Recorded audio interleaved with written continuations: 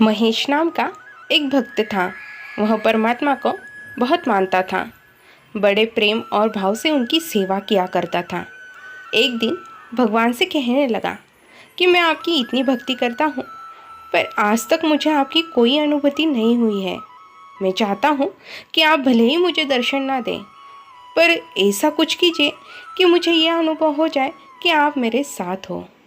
भगवान ने कहा, ठीक है, तुम रोज़ सुबह समुद्र के किनारे सैर पर जाते हो। जब तुम रेत पर चलोगे तो तुम्हें 2 पैरों की जगह 4 पैर दिखाई देंगे। 2 तुम्हारे पैर होंगे और 2 पैरों के निशान मेरे होंगे। इस तरह तुम्हें मेरी अनुभूति हो जाएगी। अगले दिन वह सैर पर गया। जब महेश रेत पर चलने लगा तो उसे अपने पैरों के साथ साथ 2 पैर और भी दिखाई दिए। वह बड़ा खुश हुआ।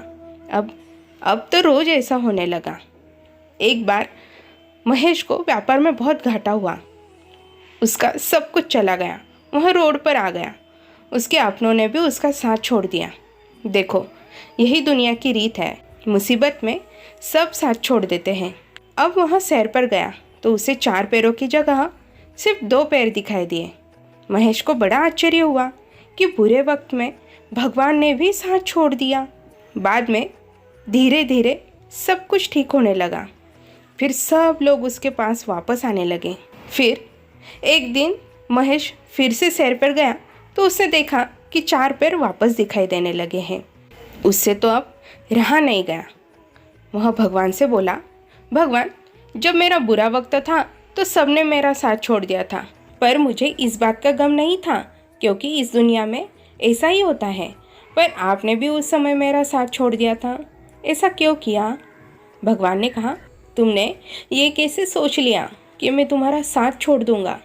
तुम्हारे बुरे वक्त में जो रेत पर तुम 2 पैरों के निशान देखे, वो तुम्हारे पैरों के नहीं, मेरे पैरों के थे।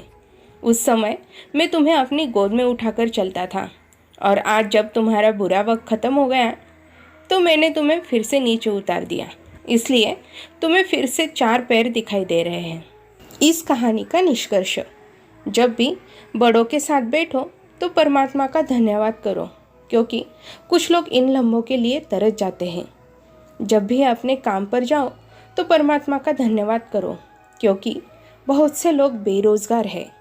परमात्मा का धन्यवाद कहो कि तुम तंदुरुस्त हो, क्योंकि बीमार किसी भी कीमत पर सेहत खरीदने की ख्वाहिश रखते हैं। परमात्मा का धन्यवाद कहो कि तुम जिंदा हो, क्योंकि मरे हुए लोगों से पूछो जिंदगी की कीमत। Thank you.